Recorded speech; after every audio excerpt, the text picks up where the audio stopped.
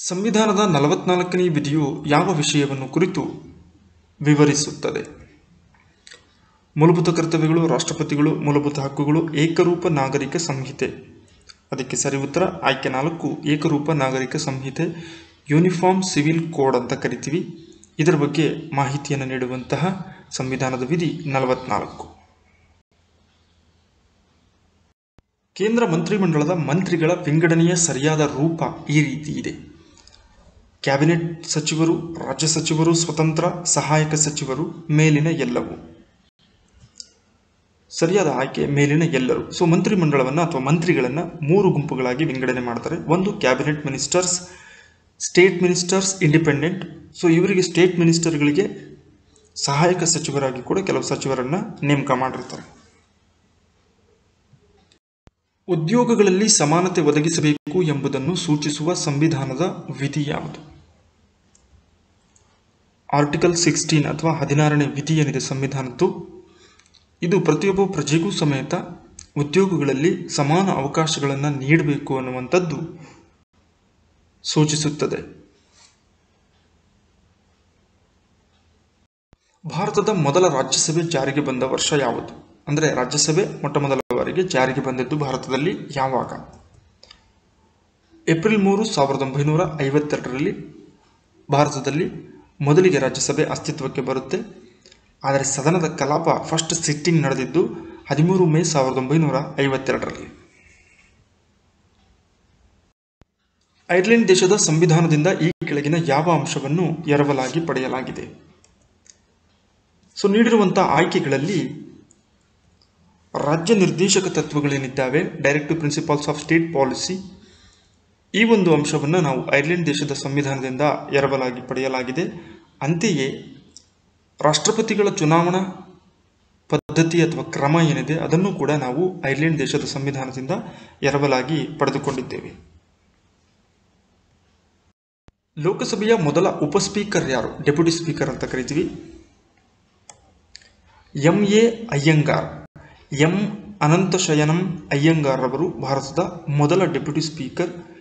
1952ರಿಂದ 1956ರವರೆಗೆ ಇವರು ಸ್ಪೀಕರ್ ಆಗಿ ಕರ್ತವ್ಯವನ್ನು ನಿರ್ವಹಿಸಿರ್ತಾರೆ. ಪ್ರಸ್ತುತ 17ನೇ ಲೋಕಸಭೆಯ ಸ್ಪೀಕರ್ ಓಂ ಬಿರ್ಲಾ ಆಗಿದ್ದಾರೆ.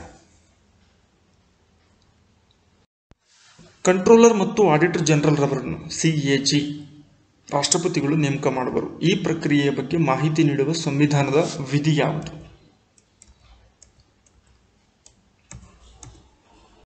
148ನೇ ವಿಧಿ. ರಾಷ್ಟ್ರಪತಿಯವರು ಕಂಟ್ರೋಲರ್ ಮತ್ತು ಆಡಿಟರ್ ಜನರಲ್ನ ನೇಮಕ ಮಾಡುವಂಥ ಪ್ರಕ್ರಿಯೆಯ ಬಗ್ಗೆ ಮಾಹಿತಿಯನ್ನು ನೀಡುತ್ತದೆ. ಒಬ್ಬ ಸರ್ಕಾರಿ ಅಧಿಕಾರಿಗೆ ತನ್ನ ಕಾರ್ಯವ್ಯಾಪ್ತಿಯನ್ನು ಉಲ್ಲಂಘಿಸದಂತೆ ಉಚ್ಚ ನ್ಯಾಯಾಲಯವು ಆಜ್ಞೆ ನೀಡುವ ಅಧಿಕಾರವನ್ನು ಹೊಂದಿದೆ. ಹಾಗಾದರೆ ಇದು ಯಾವ ರೀತಿಯ ರಿಟ್ಗೆ ಸಂಬಂಧಿಸಿದೆ?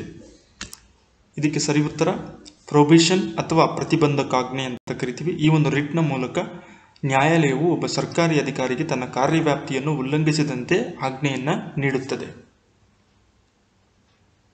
ಭಾರತದ ಮೊದಲ ಕಂಟ್ರೋಲರ್ ಮತ್ತು ಆಡಿಟರ್ ಜನರಲ್ ಯಾರು? ಕೆ. ವೇಣುಗೋಪಾಲ್, ವಿ. ನರಹರಿರಾವ್, ರಾಜೀವ್ ಸಕ್ಸೇನಾ, ವೈ.ವಿ. ರೆಡ್ಡಿ. ನರಹರಿರಾವ್ ಸರಿಯಾದಂತಹ ಉತ್ತರ. 1948ರಿಂದ 1954ರವರೆಗೆ ಇವರು ಕಂಟ್ರೋಲರ್ ಮತ್ತು ಆಡಿಟರ್ ಜನರಲ್ ಆಗಿ ಕರ್ತವ್ಯವನ್ನು ನಿರ್ವಹಿಸಿರ್ತಾರೆ. ಇವರಿಗೆ 1954ರಲ್ಲಿ ಪದ್ಮಭೂಷಣ ಪ್ರಶಸ್ತಿಯನ್ನು ಕೂಡ ನೀಡಲಾಯಿತು. ಸಂವಿಧಾನದ 76ನೇ ವಿಧಿಯು ಭಾರತದ ಯಾವ ಅತ್ಯುನ್ನತ ಕಾನೂನಾಧಿಕಾರಿಯ ನೇಮಕದ ಬಗ್ಗೆ ತಿಳಿಸುತ್ತದೆ? ಅಟಾರ್ನಿ ಜನರಲ್, ಸುಪ್ರೀಂ ಕೋರ್ಟ್ನ ಮುಖ್ಯ ನ್ಯಾಯಾಧೀಶರು, ಸಾಲಿಸಿಟರ್ ಜನರಲ್, ಹೈಕೋರ್ಟ್ನ ನ್ಯಾಯಾಧೀಶರು. ಅಟಾರ್ನಿ ಜನರಲ್ ನೇಮಕದ ಬಗ್ಗೆ ಇದು ಮಾಹಿತಿಯನ್ನು ನೀಡುತ್ತೆ. ಇವರನ್ನು ನೇಮಕ ಮಾಡುವಂಥವರು ರಾಷ್ಟ್ರಪತಿಗಳಾಗಿರ್ತಾರೆ. ಸರ್ಕಾರದ ಲೀಗಲ್ ಅಡ್ವೈಸರ್ ಆಗಿ ಕರ್ತವ್ಯವನ್ನು ನಿರ್ವಹಿಸ್ತಾರೆ. ಹಾಗೆಯೇ ಸುಪ್ರೀಂ ಕೋರ್ಟ್ನಲ್ಲಿ ಸರ್ಕಾರದ ಪರವಾಗಿ ಪ್ರೈಮರಿ ಲಾಯರ್ ಆಗಿ, ಪ್ರಾಥಮಿಕ ನ್ಯಾಯವಾದಿಯಾಗಿ ಭಾಗವಹಿಸುವಂಥವರು ಕೂಡ ಅಟಾರ್ನಿ ಜನರಲ್ ಆಗಿರ್ತಾರೆ. ಗೋಯಂಕಾ ಪ್ರಶಸ್ತಿಯನ್ನು ಕೆಳಗಿನ ಯಾವ ಕ್ಷೇತ್ರದ ಸಾಧಕರಿಗೆ ನೀಡುವರು? ಇದಕ್ಕೆ ಉತ್ತರ ಪತ್ರಿಕೋದ್ಯಮದಲ್ಲಿ ಅತ್ಯುನ್ನತ ಸಾಧನೆ ಮಾಡಿದಂತಹ ವ್ಯಕ್ತಿಗಳಿಗೆ ಪ್ರತಿಷ್ಠಿತ ಗೋಯಂಕಾ ಪ್ರಶಸ್ತಿಯನ್ನು ಪ್ರತಿ ವರ್ಷ ನೀಡುವರು. ಕಬೀರ್ ಸಮ್ಮಾನ್ ಪ್ರಶಸ್ತಿಯನ್ನು ಯಾವ ರಾಜ್ಯ ಸರ್ಕಾರ ನೀಡುತ್ತದೆ? ಮಧ್ಯಪ್ರದೇಶ ಸರ್ಕಾರ ಈ ಒಂದು ಕಬೀರ್ ಸಮ್ಮಾನ್ ಪ್ರಶಸ್ತಿಯನ್ನು ನೀಡುತ್ತೆ. ಕಾವ್ಯದಲ್ಲಿ ಅತ್ಯುನ್ನತ ಸಾಧನೆಯನ್ನು ಮಾಡಿದಂತಹ ಕವಿಗಳಿಗೆ ಜೀವಮಾನದ ಸಾಧನೆಯಾಗಿ ನೀಡುವಂತಹ ಪ್ರಶಸ್ತಿಯಾಗಿದೆ ಕಬೀರ್ ಸಮ್ಮಾನ್. ಬಿಳಿ ಆನೆಗಳ ನಾಡು ಎಂದು ಯಾವ ದೇಶವನ್ನು ಕರೆಯುವರು? ನೀಡಿರುವಂಥದ್ರಲ್ಲಿ ಥೈಲ್ಯಾಂಡ್ ದೇಶವನ್ನು ಬಿಳಿ ಆನೆಗಳ ನಾಡು ಅಥವಾ ದ ಲ್ಯಾಂಡ್ ಆಫ್ ವೈಟ್ ಎಲಿಫ್ಯಾಂಟ್ಸ್ ಎಂದು ಕರೆಯುವರು. ಈ ಕೆಳಗಿನ ಯಾವುದು ಭಾರತದ ಅತ್ಯಂತ ಹಳೆಯ ಕೈಗಾರಿಕಾ ಪ್ರದೇಶವಾಗಿದೆ? ಕೈಗಾರಿಕೆಗಳು ಮೊಟ್ಟಮೊದಲ ಬಾರಿಗೆ ಸ್ಥಾಪನೆಯಾದಂತಹ ಪ್ರದೇಶಗಳಾಗಿದ್ದಾವೆ. ಹುಗ್ಲಿ, ಕೋಲ್ಕತ್ತಾ.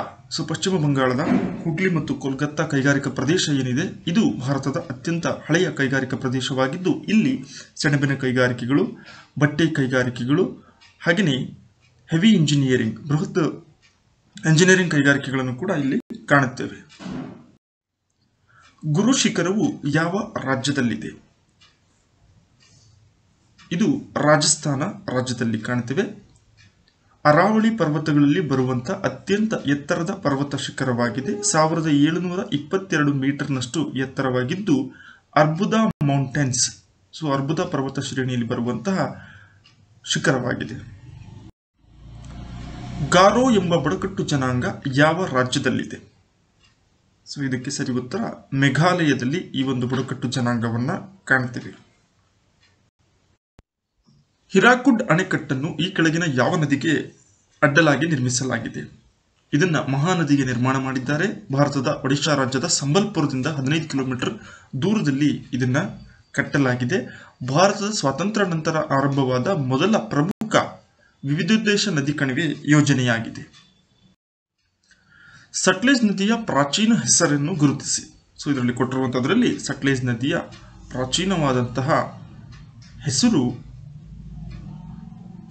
ಶತುದ್ರಿ ಅಂತ ಕರಿತೀವಿ, ಅಥವಾ ಶತದ್ರು ಅಂತಲೂ ಕರಿತೀವಿ. ಸಂಸ್ಕೃತದಿಂದ ಉದ್ಭವವಾಗಿರುವಂತಹ ಶಬ್ದವಾಗಿದ್ದು ಇದು ಸಟ್ಲೇಜ್ ನದಿಯ ಪ್ರಾಚೀನವಾದಂತಹ ಹೆಸರಾಗಿದೆ. ಪಂಜಾಬ್ನಲ್ಲಿ ಹರಿಯುವಂತಹ ಪಂಚ ನದಿಗಳಲ್ಲಿ ಇದು ಕೂಡ ಒಂದಾಗಿದೆ. ಈ ಕೆಳಗಿನ ಯಾವ ಸರೋವರವು ಸಮುದ್ರದ ನೀರಿನಿಂದ ಆಗಿಲ್ಲ?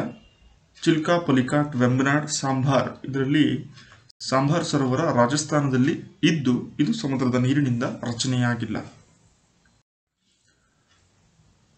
ರೇಗರ್ ಎಂಬುದು ಈ ಕೆಳಗಿನ ಯಾವುದಕ್ಕೆ ಸಂಬಂಧಿಸಿದೆ? ರೇಗಾರ್ ಅಥವಾ ರೇಗರ್ ಇದು ಕಪ್ಪು ಹತ್ತಿ ಮಣ್ಣು ಅಥವಾ ಕಪ್ಪು ಮಣ್ಣಿನ ಮತ್ತೊಂದು ಹೆಸರಾಗಿದೆ. Black soil is also called as a regur soil ಅಂತ ಕರಿತೀವಿ. ಇದು ಹತ್ತಿ ಬೆಳೆಗೆ ಅತ್ಯಂತ ಸೂಕ್ತವಾಗಿರುವಂತಹ ಮಣ್ಣಾಗಿದ್ದು ದಖನ್ ಪ್ರಸ್ಥಭೂಮಿಯಲ್ಲಿ ಹೆಚ್ಚಿನ ಪ್ರಮಾಣದಲ್ಲಿ ಈ ಒಂದು ಮಣ್ಣನ್ನು ನಾವು ಕಾಣುತ್ತೇವೆ. ಕೆಂಪು ಮಣ್ಣಿಗೆ ಈ ಕೆಳಗಿನ ಯಾವುದರಿಂದ ಆ ವರ್ಣ ಬರುತ್ತದೆ? ವರ್ಣ ಮೀನ್ಸ್ ಬಣ್ಣ. ಅದು ಕೆಂಪಾಗಿರಲಿಕ್ಕೆ ಬಹುಮುಖ್ಯವಾದಂತಹ ಕಾರಣ ಏನು? ಅದರಲ್ಲಿರುವಂತಹ ಕಬ್ಬಿಣಾಂಶ ಅಥವಾ ಐರನ್ ಕಂಟೆಂಟ್ ಏನಿದೆ, ಇದರಿಂದ ಅದಕ್ಕೆ ಕೆಂಪು ಬಣ್ಣದ ಒಂದು ವರ್ಣವನ್ನು ನಾವು ಕಾಣುತ್ತೇವೆ. ಈ ಕೆಳಕಂಡ ಯಾವ ರಾಜ್ಯವು ಅತಿ ಹೆಚ್ಚು ಕ್ರೈಸ್ತ ಧರ್ಮೀಯರನ್ನು ಹೊಂದಿದೆ? 2011 ಜನಗಣತಿಯ ಪ್ರಕಾರ ಇದರ ಅಂಕಿಅಂಶವನ್ನು ನೋಡೋದಾದ್ರೆ ಅದರಂತೆ ನಾಗಾಲ್ಯಾಂಡ್ ರಾಜ್ಯ ಏನಿದೆ ಇದು 2011 ಜನಗಣತಿಯ ಪ್ರಕಾರ ಅತಿ ಹೆಚ್ಚು ಕ್ರೈಸ್ತ ಧರ್ಮೀಯರನ್ನು ಹೊಂದಿರುವ ರಾಜ್ಯವಾಗಿದೆ. 19.8 ಲಕ್ಷಗಳಷ್ಟು ಆ ರಾಜ್ಯ ಕ್ರೈಸ್ತ ಧರ್ಮೀಯರನ್ನ ಹೊಂದಿತ್ತು. ಈ ಕೆಳಗಿನ ಯಾವ ಉಕ್ಕು ಸ್ಥಾವರ ರಷ್ಯಾ ದೇಶದ ಸಹಕಾರದೊಂದಿಗೆ ಸ್ಥಾಪನೆಯಾಗಿದೆ? ಇದಕ್ಕೆ ಸರಿ ಉತ್ತರ ಬೊಕ್ಯಾರೋ ಸ್ಟೀಲ್ ಪ್ಲಾಂಟ್ ಏನಿದೆ ಇದು ಸಹಭಾಗಿತ್ವದಲ್ಲಿ ರಷ್ಯಾ ದೇಶದ ಸಹಭಾಗಿತ್ವದಿಂದ 1965ರಲ್ಲಿ ಸ್ಥಾಪನೆಯಾದಂತಹ ಉಕ್ಕು ಸ್ಥಾವರವಾಗಿದೆ. ರಿಯಾಲ್ ಎಂಬುದು ಈ ಕೆಳಗಿನ ಯಾವ ದೇಶದ ಕರೆನ್ಸಿಯಾಗಿದೆ? ಇದಕ್ಕೆ ಸರಿ ಉತ್ತರ ಸೌದಿ ಅರೇಬಿಯಾದ ಅಧಿಕೃತ ಕರೆನ್ಸಿಯ ಹೆಸರು ದ ಸೌದಿ ರಿಯಾಲ್ ಅಥವಾ ರಿಯಾಲ್ ಅಂತಲೂ ಕೂಡ ಕರೆಯುತ್ತೇವೆ. ಪಂಪಾಸ್ ಎಂಬುದು ಈ ಕೆಳಗಿನ ಯಾವುದಾಗಿದೆ? ಪಂಪಾಸ್ ಎನ್ನುವಂಥದ್ದು ಹುಲ್ಲುಗಾವಲಾಗಿದ್ದು ದಕ್ಷಿಣ ಅಮೆರಿಕಾದಲ್ಲಿ ಕಂಡುಬರುವಂಥದ್ದಾಗಿದೆ.